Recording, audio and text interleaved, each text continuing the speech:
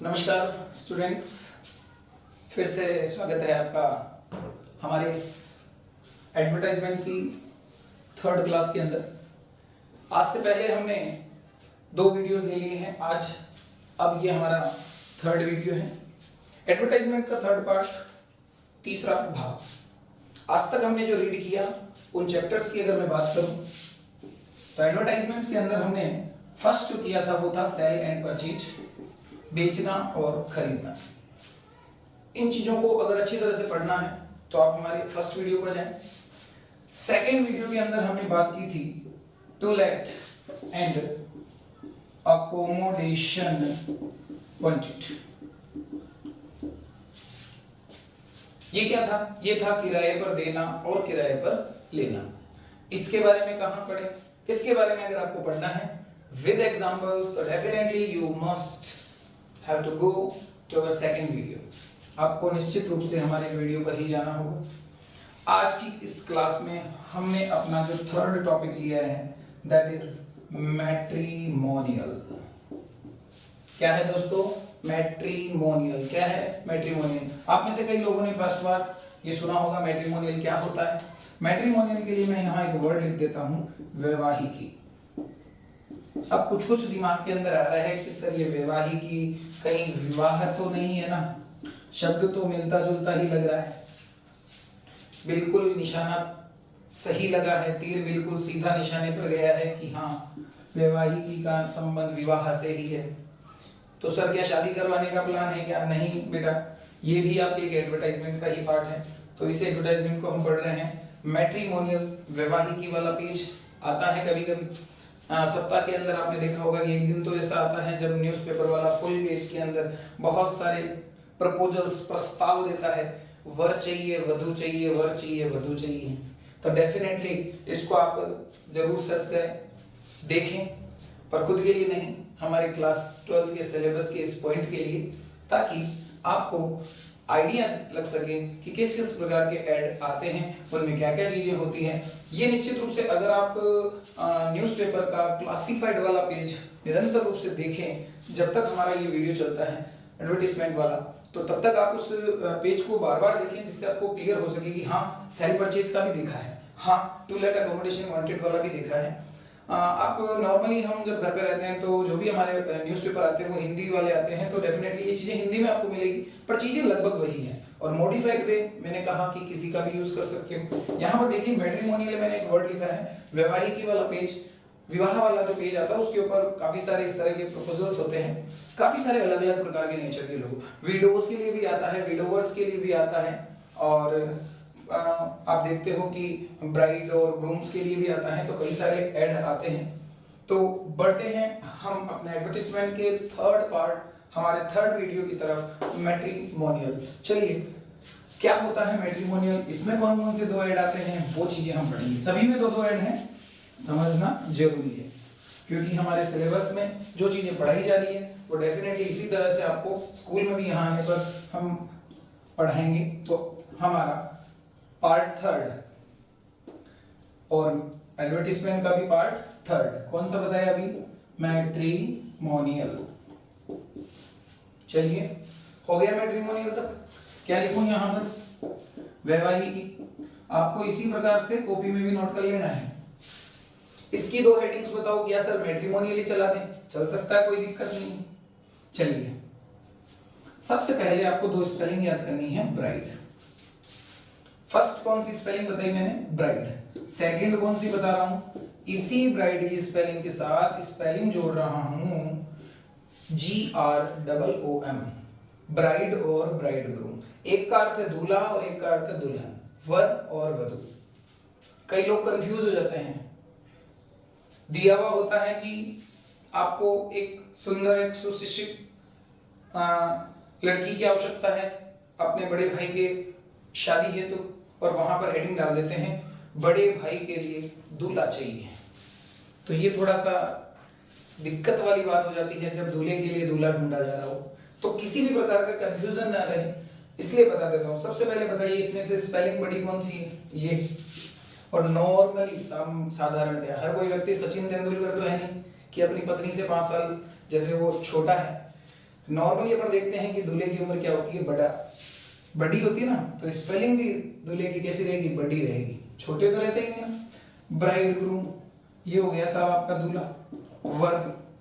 तो ये वाली हेडिंग, इसके साथ हम एक वर्ड इस्तेमाल करेंगे वांटेड। मैं यहां लिख देता हूं ब्राइड वांटेड, और इसी प्रकार इसमें भी आ जाएगा। पहले मैं लिख ही देता हूं, किसी प्रकार का कंफ्यूजन ना रहे, और आप नोटबुक में भी इसको अच्छी तरह से कॉपी कर लें। तो यहां पर मैंने लिख दिया ब्राइड वांटेड और ब्राइड ग्रूम वांटेड। जैसे कि सेल परचेज में क्या था, टू सेल था, परचेज में क्या था, टू परचेज। फिर क्या था, टू लेट वाले में टू लेट लिखा था, अकोमोडेशन वांटेड में अकोमोडेशन वांटेड लिखा था। अब शादी वाले में या तो ब्राइड वांटेड लिखेंगे या ब्राइड ग्रूम वांटेड लिखेंगे। ये वाली कब लिखेंगे, यहां इसका अर्थ आ रहा है वधू चाहिए, और नीचे वाले में वर चाहिए। अवेलेबल वाला कोई होता नहीं है यहाँ पर, वांटेड ही वांटेड है। Bride wanted, bride groom wanted, वधू चाहिए, वर चाहिए। तो आई थिंक इतना आपको कॉपी में एक बार लिखना है, उसके बाद हम वन बाय वन इन दोनों के बारे में डिस्कस करेंगे। तो आई थिंक इतना आप इसको लिखें। चलिए बढ़ते हैं मैट्रिमोनियल के हमारे फर्स्ट पार्ट की तरफ। क्या लिखा है, मैं इसकी हिंदी मिटा देता हूं और इसको थोड़ा सा समराइज वे के अंदर हम लिख लेते हैं, ताकि किसी थोड़ी सी जगह बन जाए हमारे क्वेश्चन के लिए।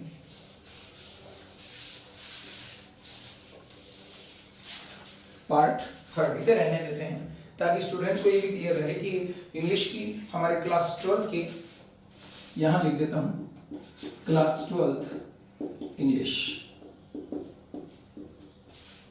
कई बार कुछ बच्चे फॉरवर्ड कर करके वीडियो को देखते हैं, स्टार्टिंग से नहीं देखते, और मैं कहता हूं किसी भी चीज को अगर देखते हो वीडियोस को, तो शुरू से देखिए वीडियोस को, ताकि आपको हर बात समझ में आ जाए, हमारी लैंग्वेज भी अच्छी तरह समझ में आए, ताकि आप टॉपिक से जुड़े रह सके। डायरेक्ट उसे स्क्रॉल करने की कोशिश ना करें कि आपने उसे डायरेक्ट फॉरवर्ड मोड में लेकर आप 5 मिनट बाद का वीडियो देखा, फिर 10 मिनट का, नहीं, जीरो से स्टार्ट करते हुए इसको बिल्कुल वीडियो को पूरा देखें, ताकि बात अच्छी तरह समझ में आए। चलिए पार्ट थर्ड, मैंने यहाँ स्पेलिंग लिख दी है आप लोगों के लिए, फिर से वही मैट्रिमोनियल। सबसे पहले दिमाग में क्या आ रहा है, मैट्रिमोनियल का अर्थ क्या होता है, वैवाहिकी। और इसमें हम इसका फर्स्ट पोर्शन लेंगे, क्या लिखूं, ब्राइड वांटेड। तो सबसे बताइए, स्पेलिंग छोटी है, इसका मतलब लड़की की बात कर रहे हैं, वधू चाहिए। तो बताइए, टॉपिक शुरू करते हुए मैंने सबसे पहले क्या चीज दिखाई थी आपको, क्या क्या चीजें दिखाता हूँ, फॉर्मेट दिखाता हूँ सबसे पहले मैं आपको। तो आई थिंक इतना क्लियर है। और यहाँ पर ये पढ़ाते हुए पहले मैं एक और चीज क्लियर कर देता हूँ, ये जो फॉर्मेट्स हैं वो हमने अपने स्तर पर तैयार किए हैं। आप भी अपने स्तर पर किसी भी प्रकार का कोई भी फॉर्मेट इस्तेमाल कर सकते हो। बेसिकली जो चीजें देखी जाती है वो होती है एक तो ग्रामर, और ग्रामर के अलावा जो चीज देखी जाती है वो होती है हमारा जो 50 वर्ड की लिमिट दी हुई है वो। तीसरी चीज होती है प्रेजेंटेशन, किस प्रकार की प्रेजेंटेशन। बाकी मॉडिफाइड वे किसी भी प्रकार का हो सकता है, आप किसी भी लैंग्वेज में लिख सकते हो। काफी सारे और भी तरीके हैं जिनको हम अपने ऑफलाइन स्कूल में आने के बाद आपको ये डेफिनेटली वो चीज भी आपको बताएंगे कि और क्या क्या तरीके हैं, कौन कौन सी लैंग्वेज। यहाँ पर इस समय इस ऑनलाइन प्लेटफॉर्म पर निश्चित रूप से हम आशा करते हैं, हमें ये चीज पता है कि काफी सारे ब्रिलियंट बच्चे भी इसको देख रहे होंगे, कुछ ऐसे बच्चे भी होंगे जिनको ऐसा लगता है कि इंग्लिश हमारे बस की बात नहीं है। पर मैं आपको बता दूं कि स्कूल में आने के बाद अगर आप निश्चित रूप से अगर मन लगा के पढ़ाई करो तो हमारी गारंटी है कि हम आपको बिल्कुल भरसक प्रयास करते हैं कि आपका जो इंग्लिश का डर है उसे निकाला जाए, और इंग्लिश के अंदर आपको किसी प्रकार का भय नहीं रहेगा अगर आप हमारी क्लासें रेगुलर लेते हो, यहाँ आए और इस चीज को निश्चित रूप से लॉकडाउन खुलने के बाद आप यहाँ एक बार आए और एक बार देखें। आपको डेफिनेटली यही चीजें इसी वे में, इसी पोलाइटनेस के साथ आपको सभी टीचर्स की जो मटेरियल है वो आपको यहाँ प्रोवाइड किया जाएगा। मैट्रिमोनियल का फर्स्ट पोर्शन, ब्राइड वांटेड। तो सबसे पहले बताइए, ये जो डब्बा बनाया है, ये जो बॉक्स बनाया, किस लिए बनाया, हेडिंग डालने के लिए। ये बनाया किस लिए बनाया, मेन मैटर लिखने के लिए। सबसे पहले प्रश्न बाद में, सबसे पहले हेडिंग लिखते ही फॉर्मेट पता होना चाहिए। एक फॉर्मेट होगा, उसे नोट करेंगे, फिर क्वेश्चन, फिर उसका हल। तो ये चीजें निश्चित रूप से इसी वे में अगर पढ़ी जाए तो ज्यादा बेटर रहता है। तो ब्राइड वांटेड, वधू चाहिए, क्लियर है। चलिए, यहां वांटेड है तो यहां भी क्या आएगा, वांटेड। अब दोस्तों देखिए, सेल और परचेज या टू लेट अकोमोडेशन वांटेड की तरह कंफ्यूज नहीं होना है। वस्तु का नाम, विशेषता, प्राइस वांटेड नहीं। हम किसी व्यक्ति की बात नहीं कर सकते, और नहीं वो रेंट किराए वाला, वो भी नहीं, किराए पर दुल्हन नहीं मिलती साहब। ब्राइड वांटेड क्या किया, यहाँ पर सबसे पहले क्या लिखोगे, ये लिखूं। अब देखो मैं इसको मिटा रहा हूँ यहाँ से। वांटेड, थोड़ा बॉक्स बड़ा कर लेते हैं ताकि डबल ट्रिपल लाइन से पहले तो हमारा टॉपिक क्लियर हो जाए। Wanted A handsome boy for a beautiful girl. कुछ लोगों को लग रहा होगा कि सर ये कैसे लिख दिया आपने, इधर नीचे लिखा है इधर ऊपर लिखा, तो मैं थोड़ा सा बता देता हूँ। अब मैं क्या करने जा रहा हूँ, इस ब्यूटीफुल वाली स्पेलिंग को लिख रहा हूँ इधर और हैंडसम बॉय को लिख रहा हूँ उधर। कुछ नहीं करा, सेम चीज है, देखना ध्यान देना। ब्यूटीफुल को इधर लिख रहा हूँ, हो गया ब्यूटीफुल गर्ल, ये लो क्लियर कर देता हूँ। और ये हैंडसम बॉय इधर ले लेते हैं। हमेशा ध्यान रखिए, कोई भी चीज हाथों हाथ कॉपी में उतारने से पहले वेट करना चाहिए कि जब तक सर इस टॉपिक को पूरा ना कर दे, जब तक यहां तक नहीं पहुंच जाए और जब तक ये नहीं कह दिया जाए कि ये लो अब फॉर्मेट क्लियर है, तब जाके आपको इसको पॉज करना है और इसको अपनी नोटबुक में नोट करना है। चलिए, अब आप सोच रहे होंगे कि सर ये क्या लिखा है, हमें समझ में नहीं आ रहा, तो मैं आपको एक चीज पढ़ के बताता हूँ। नीचे वाले दोनों छोड़ना एक बार, ये जो गोला अंडरलाइन कर रहा हूँ वो चीज छोड़ना एक बार। ये वाली अंडरलाइन देखिए ध्यान से, मैंने ऊपर वाला पढ़ना है। Wanted A handsome boy for a beautiful girl. एक ब्यूटीफुल गर्ल है तो हैंडसम लड़के की आवश्यकता है, मगर हमने क्या किया, अब नीचे वाला पढ़ो। Wanted a beautiful girl for a handsome boy, उल्टा हो गया ना। तो इसी चीज को हमें फायदा इस प्रकार बनाना है। यहां पर मैं अब आप लोगों के लिए सुविधा कर देता हूं।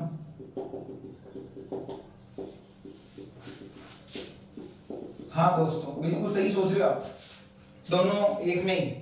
ब्राइड वांटेड वाला बनाना है या ब्राइड ग्रूम वांटेड बनाना है, दोनों के लिए एक ही फॉर्मेट बता रहा हूं।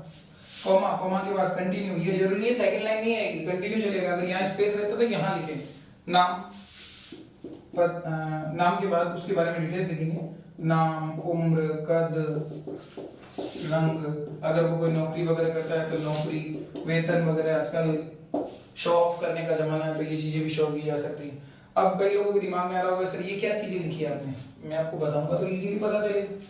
Name, age, height, complexion, job, salary.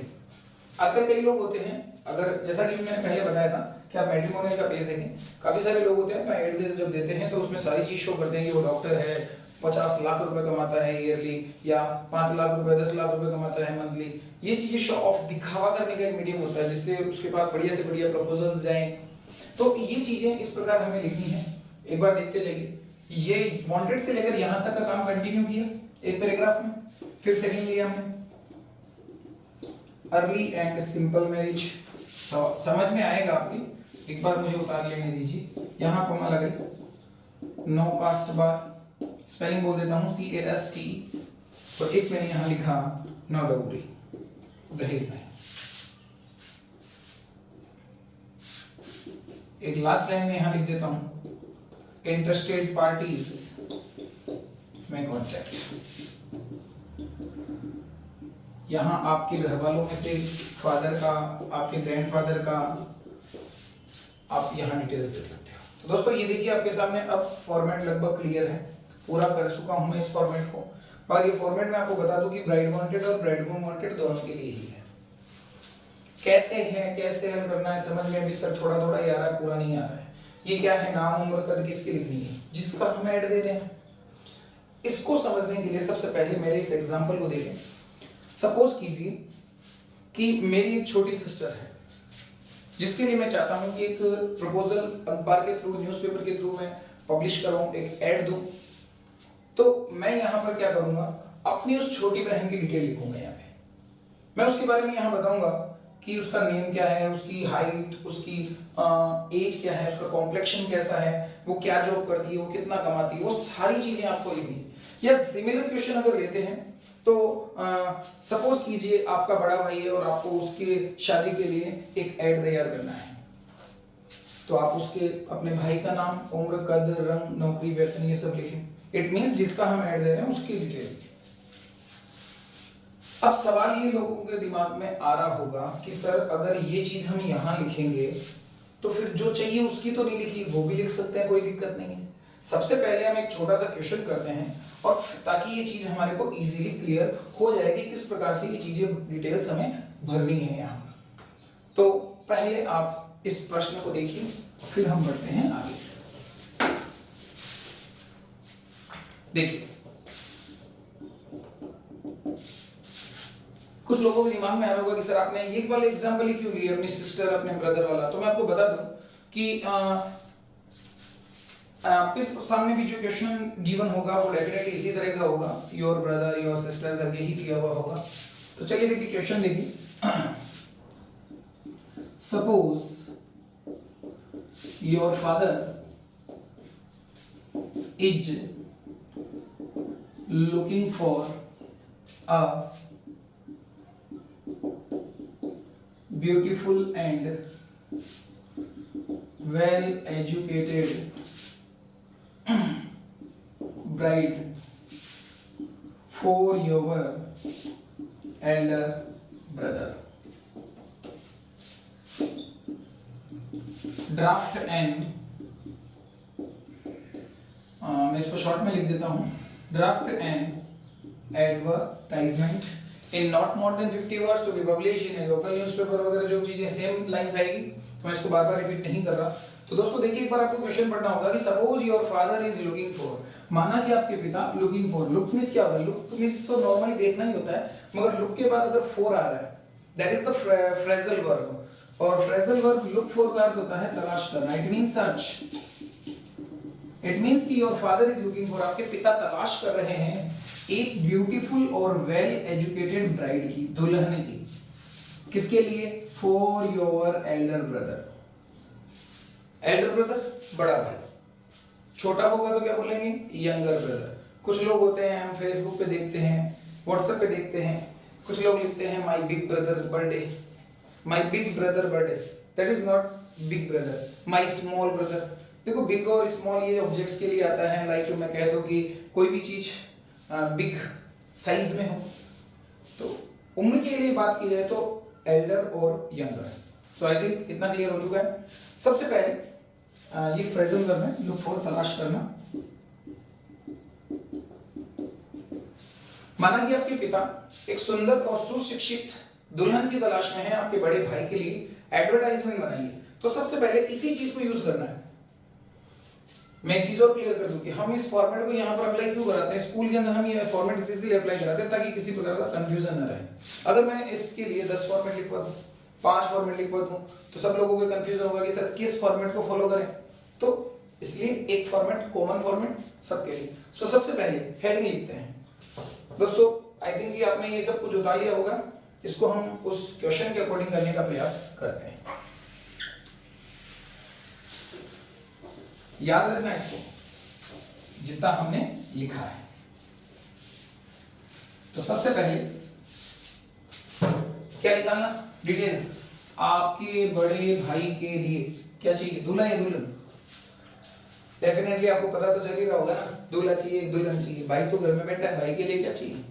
भाभी, दुल्हन, दुल्हन चाहिए। क्या लिखोगे? Bride, BRIDE, bride, WANTED, wanted. दुल्हन चाहिए साहब, किसके लिए? बड़े भाई के लिए। क्या लिखूं? वांटेड, चाहिए। क्या चाहिए? हैंडसम बॉय लिख दूं? वांटेड है handsome boy for a beautiful girl. नहीं दोस्तों, क्या बताया था? रिवर्सिंग का इस्तेमाल करो, दोनों फॉर्मेट तैयार हो जाएंगे। वांटेड, क्या सी चाहिए? ब्यूटीफुल और वेल एजुकेटेड। सर ये फॉर्मेट में नहीं था ये वाला वर्ड, लिख लो, क्या दिक्कत है? डाटा है तो यूज करो। Wanted a beautiful and well educated. I think इतना क्लियर हो रहा होगा। डी लिखा हुआ ये चाहिए, एक सुंदर और वेल एजुकेटेड। ब्राइड की जगह आप चाहो तो गर्ल लिख लो, ब्राइड भी लिख सकते हो, कोई दिक्कत नहीं है। फॉर ए हैंडसम बॉय, एक हैंडसम लड़के के लिए। बताइए हैंडसम लड़का कौन है? किसको हमने हैंडसम कहा? अपने भाई को ही तो कहा। भाई की डिटेल लिख दो कि भाई हमारा भाई ऐसा है, पसंद आए तो आओ, वरना जयराम जी की बोलते हैं ना, दूर से ही नमस्कार, वो कर लो। हमें एक सुंदर और सुशिक्षित कन्या चाहिए, लड़की चाहिए, एक हैंडसम लड़की के लिए हैंडसम लिख दिया राकेश। कई बार होता है ऑफलाइन क्लास में जो पढ़ा रहे होते हैं कि सर देखो मेरा नाम ही कैसे लिख दिया आपने, तो अभी कोई दिक्कत नहीं है, और अगर कोई राकेश नाम से है तो अभी भी कोई इशू नहीं है, क्योंकि ये चीजें बात की हैं। राकेश मेरा भाई है, भाई बना लिया ना, दिक्कत क्या है। हैंडसम बॉय राकेश, जिसकी मैं देख, अब यहाँ पर आपको एक चीज क्लियर रखनी होगी, मैंने यहाँ लिखा 24। कई लोगों को दिमाग में आ रहा सर ये 24 क्या है। आप जब मैट्रिमोनियल का पेज देखोगे, विवाहिका वाला पेज देखोगे, तब आप देखोगे फिगर्स लिखी हुई होते हैं डायरेक्ट। ये हमें समझना होता है कि ये 24 क्या है। अब ये 24 हाइट तो हो नहीं सकती, अब 24 वेट भी नहीं हो सकता। 24 किलो कितना होता है, और हाइट 24 क्या है, 24 मीटर 24 फुट नहीं, गलत हो गया। ये 24 डेफिनेटली उसकी क्या मानी जाएगी, क्या मानी जाएगी, एज। चलिए हाइट की बात करें, कुछ लोगों के दिमाग में सर ऐसे लिख देंगे 24 ईयर्स एज, थोड़ा बड़ा हो जाएगा ना। कोशिश ये करनी होती है कि कम से कम शब्दों में ज्यादा से ज्यादा डिटेल्स आ जाए, ताकि 50 वर्ड के अंदर काम कंप्लीट। 24 हाइट की बात करें तो मैंने लिख दिया 5 फुट 8 इंच। दोस्तों देखिए ये चीज पता होनी चाहिए, एक कोमा का मतलब है फीट, डबल कोमा का मतलब इंच। 5 फुट 8 इंच ये नॉर्मल एवरेज हाइट है, 5 फुट 8 इंच। कम ज्यादा कर सकते हो आप अपने हिसाब से। एज इसको भी कम ज्यादा कर सकते हो, बट गवर्नमेंट ने जो निकाल रखे ना नियम, उससे कम ज्यादा नहीं होनी चाहिए। लड़कियों के लिए 18 और मेल्स पुरुषों बॉयज के लिए कितना है 21। चलिए 24 5 फीट 8 इंच। बात करते हैं नाम हो गया, उम्र हो गई, कद हो गया, रंग। रंग की बात करें क्या लिखूं, एक बच्चे ने एक बार लिख दिया था व्हाइट कलर, मैंने उसको बोर्ड ऐसे बोर्ड दिखाया और कहा बेटा देखो ऐसे कलर का है क्या भाई, बोले नहीं सर ऐसा नहीं, पर व्हाइट मतलब गोरा है। तो भाई साहब गोरा है तो क्या लिखोगे, हमने क्रीम ने फेयर एंड लवली, तो फेयर वाला वर्ड याद रख लो बस। फेयर एंड लवली आगे पूरा याद रखने की आवश्यकता नहीं है। फेयर का मतलब होता है साफ, और कलर नहीं लिखना है, कॉम्प्लेक्शन लिखना है।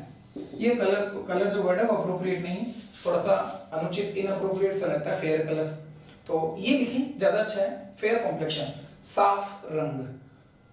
सर ये तो नहीं लिखा कि ये साफ रंग राकेश का ही है। मैंने कहा ये सारी चीजें रीडर को ये चीज समझनी होती है खुद की, ये चीज क्या है। राकेश की ही डिटेल है, राकेश जिसकी उम्र 24 है, 5 फुट 8 इंच उसकी हाइट है, और ये उसका रंग है। नौकरी और वेतन, साहब मेरा भाई तो कोई काम ही नहीं करता, मत लिखो। मगर हमें यहाँ पर क्वेश्चन हल करना है, कोई रियलिटी नहीं शो करनी। तो यहाँ पर आपको क्या देखना है कि अब हमें कुछ मन घड़त कुछ इसको कुछ जॉब में लगा देते हैं। मैंने यहाँ लिखा बंदा गवर्नमेंट जॉब है, डैश मार दिया, क्या करता है, टीचर है, मैंने लिख दिया 35,000 रुपीज सैलरी है उसकी। दोस्तों देखिए सारी चीज मैं लिख चुका हूं, नाम, उम्र, कद, रंग, नौकरी, वेतन सारे लिख दिए। उसके बाद 3 पॉइंट यहां बताए थे मैंने, early and simple marriage. Early का मतलब क्या होता है, जल्दी, सिंपल साधारण, मैरिज शादी। नो कास्ट बार, ये चीज अब क्लियर कर दो, नो कास्ट बार क्या होती है। स्पेलिंग देख लेना, BAR, नो कास्ट बार, जातिगत कोई बार नहीं है। बार का मीन होता है लिमिटेड, मींस की सीमा, जातिगत सीमा नहीं। आजकल इंटरकास्ट मैरिजेस चलती हैं, तो उसके लिए आप लिख सकते हो। और अगर ये चीज नहीं साहब हमारे को नहीं चलती, तो मतलब ना लिखें। उसके बाद एक पॉइंट आता है नो डोरी। तो नो डोरी का मतलब है दहेज नहीं होगा। कितनी अच्छी बात है कि आप अपने बड़े भाई का एड बना रहे हो और उसमें आपने नीचे हेडिंग डाली नो डोरी, कि हम दुल्हन से किसी प्रकार का दहेज नहीं लेना है, हमें दुल्हन से किसी प्रकार का दहेज नहीं चाहिए। दोस्तों ये चीज भी आजकल जरूरी, आपने देखा होगा कि गवर्नमेंट ने भी ये चीज बिल्कुल बैन कर रखी है, डोरी, एंटी डोरी एक्ट बने हुए हैं, तो नो डोरी ये चीज हमने लिखी। और लास्ट में हमने लिखा था इंटरेस्टेड पार्टीज वाला पॉइंट है, उसको भी किसी भी प्रकार से हम लैंग्वेज बना सकते हैं। मैंने यहाँ जो बना रखी है वो है इंटरेस्टेड पार्टीज में कॉन्टेक्ट, जो भी इस रिश्ते हेतु इंटरेस्टेड हैं वो इस जगह कॉन्टेक्ट करें। यहाँ पर आप अपने प्रश्न क्या दिया था, सपोज योर फादर, आपके पिता तलाश कर रहे हो, तो आप अपने पिता का नाम वगैरह लिख कर इसको क्लोज कर सकते हो। मैंने यहाँ लिख दिया मिस्टर, आप लिखना चाहो तो लिख सकते, कई बार ये चीजें नहीं लिखी जाती हैं जब खुद नाम लिखना होगा। मैंने यहाँ लिख दिया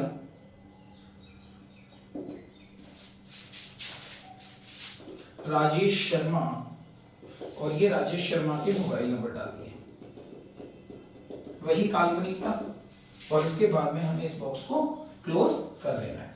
सो दोस्तों आई थिंक इतना आपको क्लियर हो चुका होगा। एक बार मैं इसको फटाफट से फिर से एक्सप्लेन कर देता हूं ताकि किसी प्रकार का कोई डाउट ना रहे। सबसे पहले प्रश्न, माना कि आपके पिता तलाश कर रहे हैं एक सुंदर और सुशिक्षित दुल्हन की आपके बड़े भाई के लिए। तो बड़े भाई के लिए क्या चाहिए? दुल्हन चाहिए। तो सबसे पहले हेडिंग क्या लिखी? Bright wanted. हमें चाहिए एक सुंदर और सुशिक्षित लड़की। किसके लिए? एक हैंडसम लड़की के लिए। राकेश हमारे भाई का नाम काल्पनिक है, आप अपने हिसाब से लिख सकते हो। उसकी नेम के क्या बात क्या बताएगा हमारे फॉर्मेट में? एज, हाइट, फिर क्या बताएगा? कॉम्प्लेक्शन, रंग, फिर जॉब।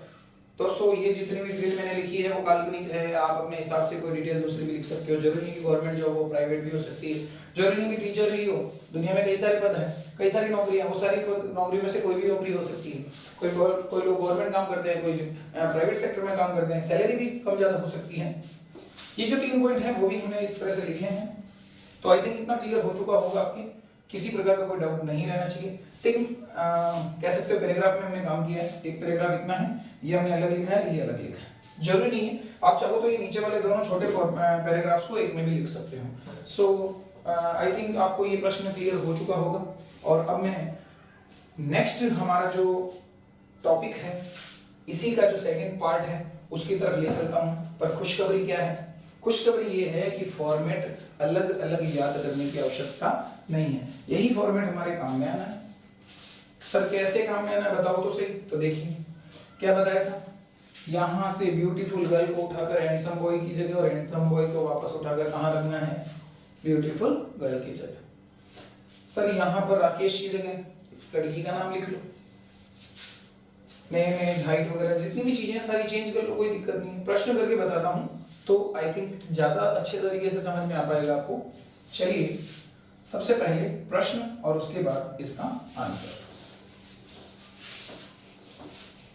दोस्तों लॉकडाउन के समय आप डेफिनेटली अपने समय को यूज कर रहे होंगे, ऐसी हमें आशा है।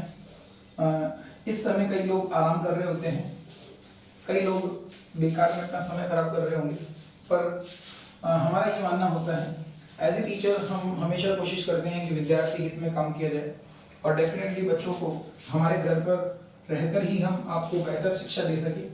उसके लिए हमेशा कोटा कैरियर पॉइंट प्रयासरत रहता है वर्ष पर, चाहे ऑनलाइन की बात हो चाहे ऑफलाइन की, हमेशा विद्यार्थी हित में काम करते हैं। चलिए इसी प्रश्न को अल्टर नहीं कर रहा, थोड़ा सा मैं चेंज करूंगा लैंग्वेज, ताकि एक अलग लैंग्वेज आपको देखने को मिले और एक अलग क्वेश्चन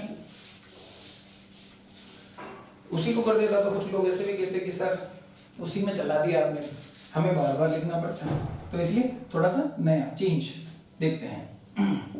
सपोज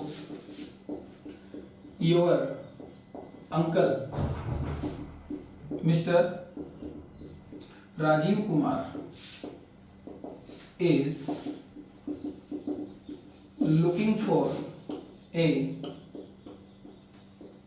handsome, मैं स्पेलिंग बोल देता हूं HANDSOME, handsome and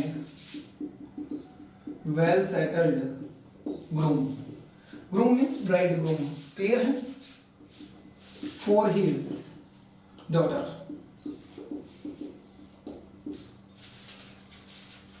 Help him, यहां फुल स्टॉप है, help him to draft an advertisement to be published in the matrimonial columns of a local newspaper. International में नहीं, लोकल न्यूज़पेपर, स्थानीय अखबार का मतलब है। कुछ लोग कहते हैं सर ये एक्सप्रेस अखबार भी आता है, हाँ इंडियन एक्सप्रेस नाम से अखबार आता है, पर यहाँ लोकल का मतलब स्थानीय से है। सबसे पहले क्वेश्चन फिर आंसर। सपोज योर अंकल, माना कि आपके अंकल मिस्टर राजीव कुमार। दोस्तों देखिए इससे पहले वाले प्रश्न में कौन तलाश कर रहे थे? फादर, जिनका नाम हमने अपने मन से लिखा। यहाँ लिखा राजीव कुमार ही क्या कर रहे हैं? तलाश कर रहे हैं किसकी? एक हैंडसम और वेल सेटल्ड ग्रूम, दूल्हे की। वहां क्या लिखा हुआ था पहले वाले में? Beautiful and well educated bride चाहिए थी, दुल्हन चाहिए थी। इस बार क्या चाहिए? हैंडसम और वेल सेटल्ड ग्रूम, दूल्हा चाहिए। Groom means bride groom for his daughter, अपनी बेटी के लिए। तो ये अंकल की बेटी हमारी क्या होगी? सिस्टर ही होगी ना। इस तरह के सवाल होते हैं, तो इसलिए मैंने वो एग्जांपल्स लिए थे पहले शुरू में। तो हमारी जो अंकल की डॉटर है वो हमारी सिस्टर। सिस्टर के लिए क्या ढूंढोगे? दुल्हन नहीं, क्या ढूंढोगे? दुल्हन। तो इसलिए सबसे पहले हमारी सेकंड, यहाँ मैं हेडिंग चेंज कर देता हूँ। अब थोड़ा सा समय खराब ना हो इसलिए मैं इसी में लिख देता हूँ ब्राइड ग्रूम वांटेड, वर चाहिए। क्लियर? राइट। सबसे पहले आगे चलते हैं थोड़ा सा। हेल्प यू, उनकी मदद कीजिए ड्राफ्ट करने में, बनाने में एक advertisement to be published in the matrimonial column. कई बार इस तरह के वर्ड्स भी मिलते हैं हमें जिससे क्लियर हो जाता है कि मैट्रिमोनियल वाला ऐड है, और नहीं होता है तो भी हमें लैंग्वेज को समझकर इस चीज को हम क्लियर कर सकते हैं कि क्वेश्चन जो है मैट्रिमोनियल से रिलेटेड है और ब्राइड का है या ब्राइड ग्रूम का, ये आपको रीडिंग करने के बाद ही पता चलेगा। चलिए बात करते हैं ब्राइड ग्रूम वाले के लिए, क्योंकि डॉटर है हमारी, सिस्टर है। सिस्टर के लिए क्या ढूंढोगे? सिस्टर के दूल्हा नहीं, दूल्हा, इसलिए ब्राइड ग्रूम वांटेड। अब दुनिया में कई सारे लोग हैं, कई सारे लड़के मिल जाएंगे आपको, मगर विशेषताएं किसकी लिखें? अपनी सिस्टर की लिखो, कि वो इतने सारे लोग हैं उनकी सबकी विशेषताएं कैसे लिखोगे? क्या क्या रिक्वायरमेंट्स है वो लिखी जा सकती है। क्या क्या अंकल की क्या रिक्वायरमेंट है? अंकल की रिक्वायरमेंट है कि हैंडसम होना चाहिए और वेल सेटल्ड होना चाहिए। सबसे पहले वेल सेटल्ड का मीनिंग है अपने कहते हैं ना कि सेल्फ डिपेंडेंट, खुद की जॉब वगैरह हो, सेटल्ड हो अच्छी तरह से, जिसकी नौकरी पेशा, ऐसा नहीं कि कोई घूमता फिरता आवारा, हाँ इस तरह का व्यक्ति नहीं चाहिए। तो देखिए ब्राइडग्रूम वांटेड, यहाँ लिखा वांटेड। इससे पहले हमने लिखा था वांटेड ब्यूटीफुल गर्ल, इस बार क्या लिखेंगे? Wanted handsome and well settled groom. Sir ये भी नहीं था, वेल सेटल्ड भी नहीं था, फॉर्मेट में नहीं था, मुझे पता है, पर डाटा है, गिवन है, यूज करने में कहां दिक्कत है? तो wanted a handsome and well settled groom लिखो तो ग्रूम, वरना boy, for a beautiful girl. Wanted a handsome and well settled boy for a beautiful girl. एक सुंदर लड़की है तो हैंडसम और वेल सेटल्ड लड़का चाहिए। सुंदर लड़की कौन की? इसको कह रहे हैं डॉटर को कह रहे हैं। किसकी डॉटर है? अंकल की। अपनी क्या लगी? सिस्टर। तो हमारी सिस्टर की विशेषताएं लिखेंगे। नाम वागम कुछ नहीं है, गिवन नहीं है, तो इसलिए सारे काम काल्पनिक होंगे आगे। तो मैंने यहां लिख दिया, यहां मैंने नाम लिख दिया आरती। माना कि ये आरती क्या है? नाम है हमारी अंकल की डॉटर का, आरती, कॉमा आगे एज लिखे, 18 से कम नहीं होना चाहिए। मैंने यहाँ लिख दिया 22, ऑब्लिक लगा दिया। लिख सकते हो एज डैश मार के 22, पर थोड़ा सा वर्ड ज्यादा इस्तेमाल हो रहा है, कोई मतलब नहीं है। 22 हाइट की बात करें तो मैंने कह दिया 5 फुट 3 इंच, कम ज्यादा लग रही तो कर लो, 8-10 फुट की तो कर देना मत, इंडिया की हाइट को ध्यान में रखते हुए काम करना। मैंने लिख दिया 5 फीट 4 इंच। कॉम्प्लेक्शन कैसा है सिस्टर का? Fair complexion. कई बार स्कूल में पढ़ाते हैं कई बच्चे, दिमाग में कुछ बच्चे होते हैं ना बैक बेंचर्स, वो सवाल करते थे सर ये साफ रंग गोरे को फेयर कॉम्प्लेक्शन नहीं थे, काले को क्या कहते हैं? सर काला आदमी होता है। तो देखिए इधर थोड़ा सा बता देता हूँ। नॉर्मली हमारे जो कॉम्प्लेक्शन है वो हम 3 में डिवाइड करके चलते हैं। साफ गोरे रंग के लिए इस्तेमाल करते हैं गोरा रंग, साफ रंग। एक रंग हमारा होता है वीटिश, देखिए इसमें स्पेलिंग है वीट, गेहूं की स्पेलिंग है, और उसी से गेहुआ रंग जो मध्यम रंग होता है गेहुआ। और एक वो वही जो आप सोच रहे हो काला रंग, काला नहीं डस्की, ये वर्ड बना डस्क से, DUS के डस्क, शाम का जो समय होता है ना सूर्यास्त के बाद का, उसे डस्क कहते हैं। डस्की कॉम्प्लेक्शन, ये अपना सांवला रंग हो गया। भाई एक बात बताओ, घर के अंदर कोई काला आदमी हो तो आप उसे काला कहते हो? नहीं ना, क्योंकि नॉर्मली क्या होता है, अपने घर पे कोई काला आदमी हो और पड़ोसी पूछे कि तेरा भाई काला है क्या? नहीं काला का है, थोड़ा सा सांवला ही तो है, थोड़ा सा। और वही व्यक्ति अगर पड़ोस में होता तो शानदार वाला डायलॉग मारते। तो चलिए ये 3 प्रकार के कॉम्प्लेक्शन है, हमें तो इस्तेमाल ये फेयर कॉम्प्लेक्शन करना है, बात करता हूँ। इसमें से करना चाहते हो तो कर लो, प्रपोजल कमाएंगे, ध्यान रखना बीच वाले के लिए इस्तेमाल किया था। तो नाम, उम्र, कद, रंग, नौकरी। नौकरी की कहते हैं आरती क्या जॉब करती है? कोई जॉब नहीं करती, स्टडी करती है, स्टडी करके लिख दो। क्या करती है? कोई डिग्री दिखाना चाहते हो उसकी डिग्री वगैरह दिखा दो। मगर जो नौकरी दिखाने में क्या जाता है, क्योंकि नौकरी वगैरह दिखाएंगे तो अपना थोड़ी लाइनें बढ़ जाएगी, और तो क्या फायदा है। तो मैंने यहाँ लिख दिया प्राइवेट जॉब करती है। सर गवर्नमेंट नहीं दिखा सकती क्या? दिखा दो, यही तो चीज हमें क्लियर करनी है कि हम डिटेल्स काल्पनिक रूप से हम लिख रहे हैं, हमें जो लिखनी है। प्राइवेट जॉब करती है, क्या करती है? नर्स है, एट नर्स है, कहाँ है? लिखना चाहते हो तो लिख दो, नहीं तो रहने दो। मैंने यहाँ लिख दिया SR हॉस्पिटल जयपुर। इस लोकेशन पर इस हॉस्पिटल में ये प्राइवेट नर्स का काम करती है। सर ये ना लिखकर कुछ और लिखे तो मैनेजर दिखा दो, हॉस्पिटल के अंदर, हॉस्पिटल के स्कूल में दिखा दो, बैंक में दिखा दो, कहीं भी दिखा दो। इतना हो गया क्लियर। नाम, उम्र, कद, रंग, नौकरी। वेतन की बात करें तो वेतन भी लिख देते हैं ये लोग। मैंने लिख दिया यहाँ पर 40,000 रुपीज उसकी क्या है सैलरी। सो आई थिंक इतना क्लियर हो चुका होगा। वही 3 पॉइंट क्या क्या है, अर्ली एंड सिंपल मैरिज करना चाहते हैं साहब, नो कास्ट वार, जातिगत कोई बंधन नहीं, नो डोगरी वाला जो पॉइंट है दोस्तों, फिर बोल रहा हूँ, नो डोगरी वाला जो पॉइंट है वो यहाँ नहीं लिखना है। क्यों नहीं लिखना? हम कह रहे हैं कि हमें अपनी इस सिस्टर के लिए एक लड़का चाहिए, लड़के को दहेज नहीं देंगे हम। थोड़ा सा अनुचित, इनअप्रोप्रिएट लग रहा है। अभी मैंने कुछ समय पहले ये चीज बताई थी कि वैसे तो गवर्नमेंट ने बैन कर रखा है इस चीज पर, मगर फिर भी इस चीज को ध्यान रखना है, जब ब्राइड ग्रूम वाली स्पेलिंग हो तो हमें यहाँ नो डोगरी वाला पॉइंट नहीं लिखना है। और लास्ट लाइन सेम क्या आएगी, इंटरेस्टेड पार्टीज में कॉन्टेक्ट, जो भी इंटरेस्टेड पार्टीज हैं वो कांटेक्ट करें राजीव कुमार। दोस्तों यहाँ पर मैं इस बार एक एड्रेस बना देता हूँ, क्योंकि अब तक के प्रश्नों में हमने एड्रेस नहीं बनाया है, डायरेक्ट हम नाम और फोन नंबर ही लिख रहे हैं। इस बार मैं एड्रेस बना देता हूँ। जो भी इंटरेस्टेड पार्टी है राजीव कुमार से कांटेक्ट करें। राजीव कुमार जो हाउस नंबर 45 मन से बना रहा हूँ, ध्यान रखना, रामनगर अजमेर में ही रहते हैं। और ये उनके कांटेक्ट नंबर, चाहो तो आप मोबाइल नंबर लिखें, ये लीजिए 1 2 3 4 5 6, ये काल्पनिक नंबर है, रियल नंबर नहीं है। तो ये था हमारा ब्राइड ग्रूम वांटेड। सो दोस्तों आज की हमने अपने इस थर्ड वीडियो के अंदर पढ़ा है मैट्रिमोनियल के दोनों ऐड।